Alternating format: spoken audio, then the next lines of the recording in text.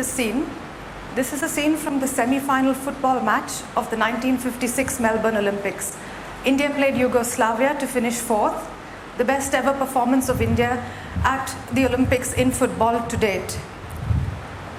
And, sorry if this is the team that made it happen. In red are players from Hyderabad that represented India at the Olympics. Underlined in red, including the legendary coach Syed Abdul Rahim, who took football to great heights in India in the 20th century and in fact even made it a common man's game. All of them came from a specific locality of Hyderabad, from the locality of Mallepalli to be specific. Over the next few decades, Hyderabad and especially those from Mallepalli formed the spine of football in India's football team. Incidentally, last month, 3 youngsters went to Chile to represent India in the under-19 football team. So what is it about Mallepalli that has churned out footballers of national and international repute even today? Is it accidental? No, it's not. But to understand what it is, we need to go back 100 years, over 100 years. We go back to 1912. We go back to the time when Hyderabad had a new Nizam. Nawab Sir Mir Usman Ali Khan, the 7th and the most controversial of the Nizams, had just become the new ruler for Hyderabad. But he had become the Nizam in troubled times. Hyderabad was just reeling from 2 calamities. First, there was the flood of 1908, which had taken over 50,000 lives and destroyed 10,000 homes. This was followed by an epidemic of plague in 1911, and this created even more damage and a horrible loss of lives. 100,000 lives of the citizens of Hyderabad were lost in 1911. So there was a great need to do something and do something urgently. And the Nizam set up a city improvement board to help the citizens of Hyderabad and to make Hyderabad a better city to live in. But even before the board was set up, Sir Visvesvaraya, an eminent engineer and a statesman who later went on to become the Diwan of Mysore, he was knighted and he was also given the Bharat Ratna. He was invited to Hyderabad in 1909 to see what could be done to make Hyderabad more hygienic and to prevent such calamities and such massive disasters from happening. So he spearheaded several projects, but amongst them he masterminded what we remember in Hyderabad today, or what we look at in Hyderabad today as our great landmarks, the Himayat Sagar and the Usman Sagar reservoirs.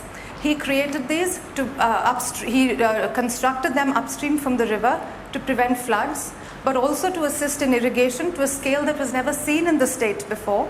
And he also these were also to provide drinking water for the citizens of Hyderabad, and they still do. So we still get our water from these 2 reservoirs. What Visvesvaraya had said earlier when he started this work was that whatever the proposals that they choose to do in the state, they have to be economic and efficient in the long term. He had also used principles which we think today are modern. So for example, he used the words of tree-lined boulevards as being the lung spaces for the city. And he also said that the proposals should aim at making people's lives better, at making them happier. And that was was the clear mandate when the board was set up in 1912. Sorry, that picture looks a bit grainy, but the mandate of the board was to improve the social, moral, and physical conditions of the citizens. This board was set up in 1912 and functioned until 1956, when it became part of the AP Housing Board. And in these 40 years, it reshaped Hyderabad. They cleared slums, they built new homes, they made public buildings, civic buildings, hospitals, colleges, but they also changed the skyline of Hyderabad. There were planners, architects, engineers, but also botanists and horticulturists. They were sent abroad to Europe, America, and to the UK to see what was going on in the municipalities over there, and to bring back what was relevant to the Hyderabad context. And this they did, and they also brought back with them concepts which again today we consider modern. So water recycling, separating the storm water which would go directly into the river. They also talked about, and they also did heritage preservation and reusing old buildings. Today we know that reusing old buildings reduces the carbon print. They did this in Hyderabad 100 years ago. But the first thing they did was to decongest the city. Hyderabad was a planned city when it was formed in 1591, and at that time it was laid on a double grid basis, but from 1591 until 1912, which is over 300 years, it had grown in a haphazard fashion. It had grown with the Charminar at the center, and it had grown outwards from there. So it had become very congested, and the sanitation was really not up to the mark. The first thing the board did was to decongest all of that, and they created about 12.85 square kilometers of green area. And this, considering the municipality limit of Hyderabad was 84 square kilometers, roughly accounts to 1/6 of the city being deliberately green. And this they did by clearing out swampy areas. So like the Masab tank, which was the old Ma Sahiba tank, was a swampy, had become a swampy lake. So they cleared that out to remove disease like malaria and created a park, and it still is a park today. Several localities also, even in the dense core of the old city, were cleared out to make gardens, parks and trees.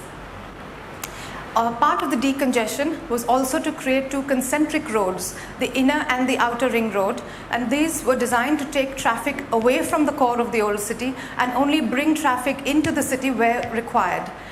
Incidentally, the outer ring road was completed in 2012, what we know today as the ORR.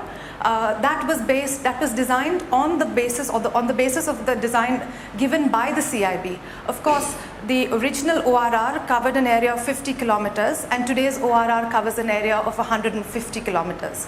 But given that the city today is 625 square kilometers vis-a-vis what was then originally planned for 84 square kilometers, it's a third larger, and one can understand why that was there. But the idea is that the whole concept of easing traffic and creating these two ring roads was something that was planned by the CIB. The second step was to designate districts. So Sir Visvesvaraya was extremely particular that I'm going to try and show you, I don't think you can see it, but the river district, what you see in green on either side of the river in the center, he wanted the civic district of Hyderabad to be at the very core. And an important reason for that was that the heart of the city did not shift, which is something we see today. So the heart remained where it was, and civic buildings, public buildings, again, thoroughfares, the main thoroughfares were by the river on either side of it. And what you see in pink cutting across perpendicular to it was the commercial district. The houses in mauve all around, residential areas with their green belts, and to the top right, to the northeast, the industrial area, which is again today known as the Azamabad Industrial Estate. All of these were designed by the CIB. Well, the next step was to take ideas and translate them into action, and that is exactly what they did next. So you have this is the scene of the River Musi and the river district, the river bank district as it was called, and they created 5 kilometers of stone embankments on either side of the River Musi, and also filled in a lake over there so that there would be water perennially in the city of Hyderabad. You must remember that Musi is a seasonal river, so it would have water only for part of the year, but they dammed it in such a way that it would have water throughout. They also made public buildings and gardens. Here you can see the Afzal Gardens to the north, and thoroughfares on it. Now this again was deliberate. The reason that they made public buildings was they feared that if ever there should be another spate of the River Musi, there should be a minimum loss of lives. And that could only be guaranteed if there were no homes there. And no homes would be guaranteed if public buildings took that place. So it was all well thought out. So there, the High Court in the distant, at the background there, was the first public building to be designed on the south bank of the River Musi in the year 1916. This was followed by the City College in 1917, and in 1925, the Osmania General Hospital. All 3 of these buildings were designed by Vincent Esch, a British architect who was brought in by the Nizam, and he was given a very clear brief. He was told, your buildings, or these buildings, must represent through their architectural fabric what the state stands for. They must stand for communal harmony and social cohesion. So the mandate was very clear. It was not an afterthought. It was not something that was done whimsically. So what Vincent Esch had to do, he had to take in Kakatiyan lintels and brackets from temples and combine them with Qutub Shahi domes, gateways from Bidar, colonnades from Gulbarga. So the whole of the Deccan that stood for syncretism and cosmopolitanism was shown through the buildings, through architecture, which really is the most visual form of all arts. And this was something that was meant to last, and last it has. The last building to be built on the riverfront was the Sophia State Library that was constructed in 1932. Now these buildings may look traditional, but there is nothing traditional about them except that the way they looked, except the garb, except the architectural fabric. These were contemporary both in their use and in the materials that were used to build them with. For example, the High Court, the kacheris, the old kacheris had given way to a High Court, a modern court, and the Osmania Hospital, amongst the largest allopathic hospitals in the world when it was designed, even by today's standards, is considered to be a large hospital. Second, the materials. RCC and steel were just being introduced as building materials, and here the CIB used both RCC and steel extensively in their work, and therefore it made Hyderabad one of the earliest cities in India to use RCC. They also constructed shopping arcades, shopping districts. So the Pathargatti shopping arcade seen here, constructed in 1930, continues to be a very popular shopping destination in the old city even today. And what can be considered as Hyderabad's first shopping mall, the Mozamjahi Market, constructed in 1935. But perhaps what is most meaningful and most impacting of the work that the CIB did was their clearing of the slums and creating homes. In 40 years, they built over 3,000 homes in 14 specially designed localities. They started with the locality of Mallepalli, where the epidemic of plague had begun, and moved both north and south of Mallepalli and connected these residential colonies as they went along.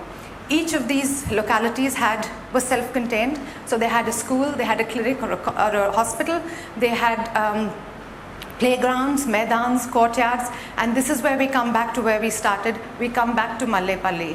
And why did Mallepalli produce so many footballers? Well, the answer is really very simple, because they were given the facility. Mallepalli was designed, here you can see on the map and there on the Google Earth image, was designed around 8 grounds which were used as football grounds. And the way the locality was designed was that it had the houses around the football grounds.